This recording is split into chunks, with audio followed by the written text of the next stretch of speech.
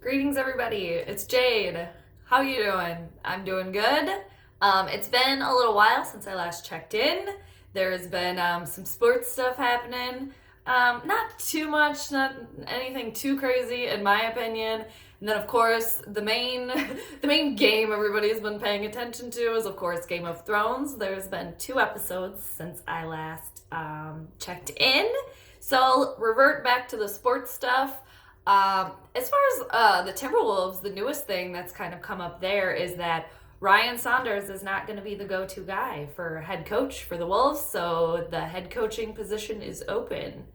So we'll have to wait and see what's going to happen there with the Wolves. As far as the Vikings, some Viking stuff that has happened, a couple of things. The most important thing, in my opinion, is that there is going to be no 5th-year option for Laquan Treadwell. Wow, finally. It only took about 5 years of him doing absolutely nothing. Not quite 5 years, but about, whatever. It only took about, how long has he even been in the league now? Yeah, 5 years or whatever. It only took that long for them to be like, hey, we don't want you on this team. You don't do anything. I'm not really sure. As far as, I don't want to go off on a complete Laquan Treadwell tangent here because the dude's useless. He does nothing. He still thinks he's really good, though. I think that's where the disconnect lies there. There's got to be some ability there. I mean, clearly there's ability. He made it in the NFL, but it's like, what didn't click there? What happened? Anyway, so long. Bye. Hopefully we don't have to see him on the field at all. Unless he's just out there as a distraction, I guess, is pretty much what he's been doing. So there's that. And also, where in the world is Kyle Rudolph going to get traded? Where is he going? He's not staying here. Are we all convinced now that Kyle Rudolph is flying off? See you later. Flying off. But is he going to New England? Not quite sure. I don't think he's going to be on this team for much longer. It was just yesterday, I believe, that there was a Mike Zimmer Foundation golf tournament. They didn't want to talk about, obviously, they didn't want to talk about any trades or anything like that. But it's clearly if there was some Vikings, sort of Game of Thrones type foreshadowing going on here, it's laying on thick. It's getting laid on thick that Rudolph is not staying here. So, again, I'm pretty much like Switzerland on Kyle Rudolph, great if you stay, cool. If you go, see you later.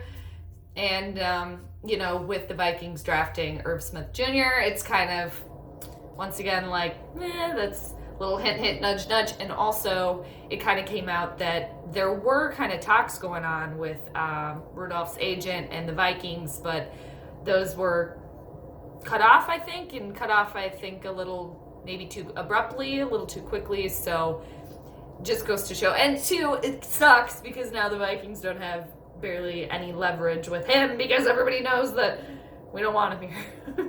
Or they're trying to get rid of him. So, anyway, moving onward, Danica Patrick's boyfriend made a surprise appearance in the latest episode of Game of Thrones. Which makes me just really want to hate the episode, but I didn't hate it. So, moving on to Game of Thrones, that's what the main big part of this video is probably going to be about Game of Thrones. Because that's kind of what everybody's talking about right now. Anyway, so there's been episode 4, 5. There's 1 episode left. If anyone has not watched, go away. There's going to be spoilers. I'm going to talk about anything that's happened up until Season 8, Episode 5, and what I think is going to happen in the final episode of the whole entire series. I like to read the theories. I like to hear everything. That's what's really fun, I think, about Game of Thrones, is anything we can think of is pretty much a possibility at this point, I think. So, back to Episode 4. It seems like a long, long time ago, doesn't it? So I liked episode 4. A lot of people, I didn't really care for it. I think there was a lot of crucial setup that we needed, some tension building that we needed, because that is one thing I will kind of agree with the masses here, is that this season does seem to be expedited. You know, it's moving rather quickly. There's not a lot of build up to a lot of, you know, answers and things that we still want to, like, sub stories and, you know, character questions and things like that. So, man, getting on a tangent on, okay. So episode 4, yeah, I liked episode 4. Yeah, back to episode 4. Okay, so the most awkward forehead kiss award goes to Daenerys. What? Did anyone else, like, at the beginning of that episode, you know, when they were, you know, paying homage to the people that had died in the battle, awkward forehead kiss. Was that just really good, really good, character foreshadowing to that Dany can't really love anyone at all, that she's really pure evil?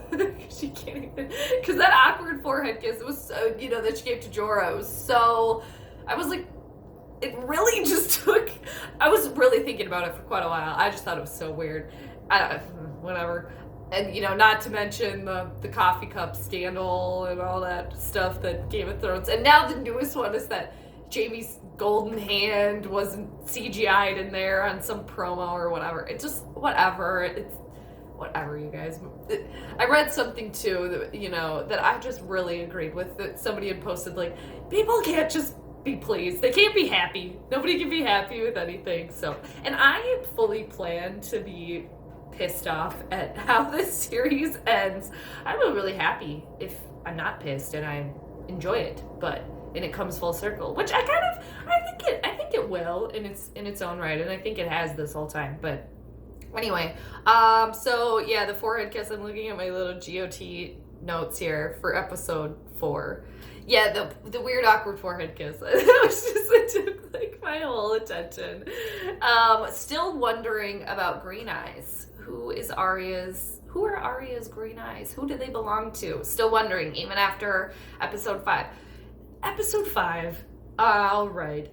The whole people bitching about character arc. There has been sufficient character arc going on here. I don't know what everyone is so mad about. Like, how Dany just all of a sudden, that's been the main one, I think, is how Dany all of a sudden just went pure evil. You guys, she's pretty much burned somebody in every single season. I think our focus has just been elsewhere, that we kind of, you know, haven't forgotten. And, you know, yep, it's kind of her doing, you know, the solo thing, going, you know, trying to get the power. And yeah, she's doing that. She has been doing that. But so is Cersei, you know, in a way, in just 2 different ways. So anyway, there has been foreshadowing there. All right. So episode 5, Euron, bye, so long. I hope you're actually dead. You know, that whole Jaime and Euron thing. I think it finally, you know, clearly, like, there was some obsession he had with Jaime or whatever, or like Kingslayer, you know, he wanted to kind of go out like a badass. I think clearly that was the message that was supposed to come across there. If Euron is actually dead, okay, I could, you know, I heard, this isn't my original thought, but I heard that he jumps in the boat that was originally meant for Jaime and Cersei, and then, like, goes back to the Iron Islands. But then Yara, where's she been? Because then I could see Yara just, like, finally taking him out, making him just finally go away. But I think he's actually dead. But you never know, right? If you don't see them breathe their last breath, get beheaded on this show, they could be alive or get turned into a fucking weird zombie creature like the Mountain. All right, and Varys. Wow, they didn't give Varys any time in episode 5. However, a little tidbit I missed, and then I read something about it. Did everyone else notice it at the time? Because it totally makes sense. Varys. I think I like, well, whatever. Varys was trying to poison Daenerys with that little girl, that Martha, that kind of came out of nowhere. That's what they were up to. Oh, man. And is that somehow going to come back? Like, is Martha going to be the one to take out Dany? But I just thought, I didn't catch that when I was originally watching it. Probably because I was, like, also, you know, eating snacks at the same time. You know, not a lot of things going on. But I totally missed that. And damn, that's like another level of Varys just damn it. That, I really like that character. And yep, and then he got torched. So see you later. All right, I'm going just kind of down my list here. Sansa, is she gonna end up ruling? That would be my choice if it's not gonna be Jon. And I think a lot of people think is it cliche at this point for it to be Jon, even though everything's kind of led up for it to be Jon. I would like it to be Jon, and I would like Jon to take out Daenerys and finally realize that she's complete and pure evil after what she's done. Damn, burning up the place. But yeah, that would be my choice after Jon. I don't know, man. I could see it. I could see it going a lot of ways, but I would love Sansa to somehow be on the throne. I would like Sansa to at least live until live through the whole series. That would be great. She's probably, after Cersei, she's probably my favorite character right now. But I mean, they're all really great. Arya's great too. Whatever. Jon's just been kind of quiet here, but clearly Jon is not into Dany like that, okay? He's not into her. He obviously is going to be the typical Jon, and he's going to be loyal to Dany. But after this, though, after what she did, she flew all up in there and just burned that place up, King's Landing, after, Cersei surrendered, But, Dany had reason, didn't she, you guys? Everybody's been taken away from her. Her best friend was just had her head chopped off in front of her and pretty much was like, hey, burn these motherfuckers to the ground before, first thing you do that. And that's what Daenerys did, but the foreshadowing for Dany being evil, it's been there. It's been there the whole time, especially... They've been laying it on pretty thick this whole entire season, too, especially how controlling she's trying to be with Jon. And, and Varys called it, too. He really, really did. And, just so many. Yeah, Varys called her going mad. We all kind of saw it coming. And then she up and did it. And it's like, Jon, what is it going to take for you to, finally be like, oh, yeah, not so good. Maybe I should have listened to Arya and Sansa when they were like, hey, we don't trust your queen. Something a little off here. But no, you got to learn the hard way, don't you? And then Tyrion, too. Tyrion telling him, too. But then Tyrion turning on Varys, but I think he's trying to save his own ass. I think he was also trying to save King's Landing, I suppose, because he kind of, he's scared of Dany. Tyrion is scared of Daenerys, and it's like, what are they going to do in this next episode? They can't let her rule now, right? Because she just went all up in there and blew that place up. And two, the funny thing about how, everyone was saying it was so easy to take out the dragons before, but then this one managed to take out all of King's Landing. Which one? Rogan? Is that the one that's left, I think? I'm kind of terrible with a lot of the extra stuff like that because there's so much stuff going on. And yeah, so Sansa, okay, and on to the Hound and the Mountain. We finally got to see that, and I kind of loved how it was pretty bittersweet how the Hound just stabbing the Mountain in the forehead, in the gut, just why won't you die, right? I thought that was just, and then the Hound just starts laughing like, damn, after all this, after all of that time too, his whole life had been leading up, and then it's like, you still just won't die. And two, the Mountain just taking out Qyburn, jeez. You gotta listen. You must listen to Cersei. No, I don't. Bye. Then Cersei just, scooting on by there. And I kind of thought at some point too that Arya would maybe kind of show up, but to take out Cersei. But I'm really kind of glad she listened to the Hound, and it's a bummer to see their relationship go. That was a good twosome there, their relationship. I really, really liked that. And I really liked the kind of special bond he had with Sansa too, and we got a little bit of that, and that ended up being their last scene. Because I mean, the Mountain and the Hound are for sure dead. I mean, come on, they fell into fire. There's no way, unless somehow the Mountain's still alive, I could maybe buy that. But as far as the Hound, man, and then just they're both falling into fire. So glad we finally got to see that, and R.I.P. to the Hound. Arya, okay. Let's go to Cersei and Jaime. Some people I have heard think that they're still alive. I think that's a real long shot, and I think they're gone. But hey, I wouldn't be shocked if they were like, the next episode is them just like peeling their way through the rubble, and somehow like Jaime's hand, ends up protecting them, like both of their skulls or something like that. I just thought of it, so it could happen. Anything anyone thinks of could happen. So that would be an interesting little twist there, and then they finally get to run away together. But I don't really think so. I think they're dead.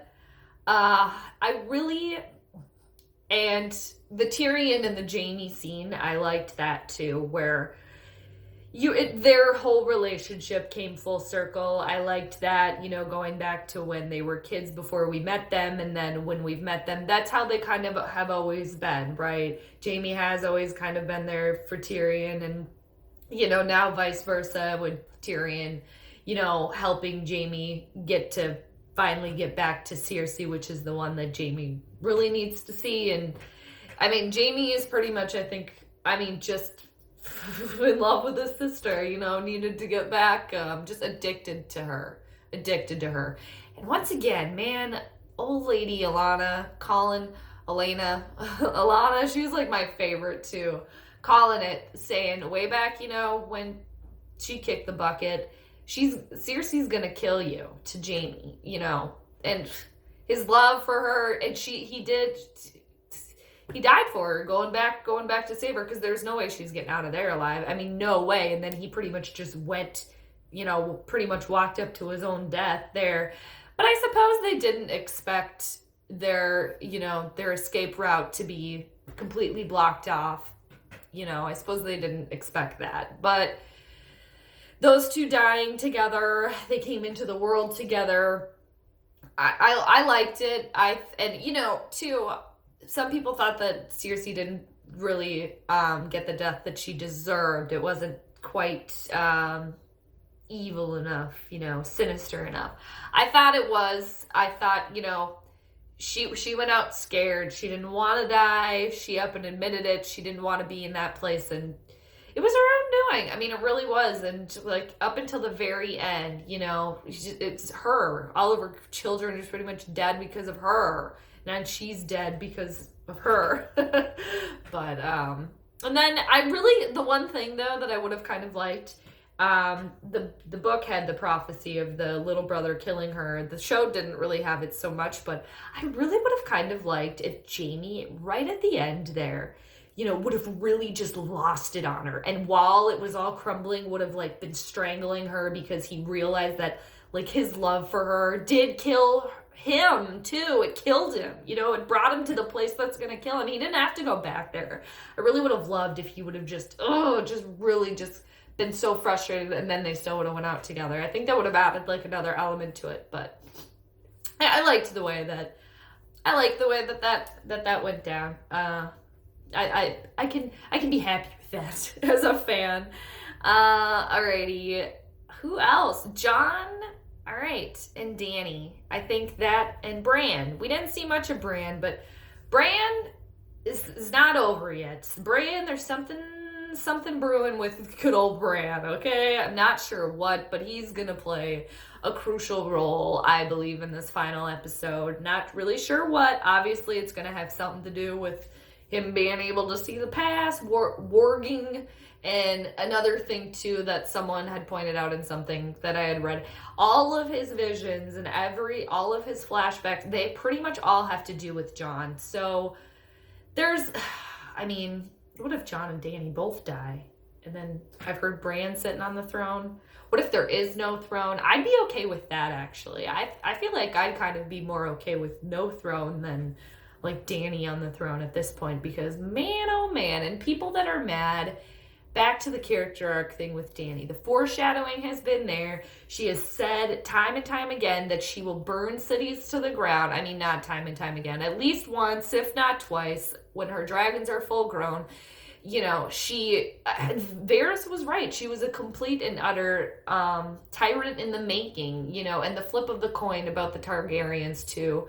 She got the bad side. She really did. And I think she got so swallowed up in her quest for power. And not to mention, dude, she had reasons too to freaking just throw everything. Because, yeah, everything got taken away from her. Jorah and then Missandei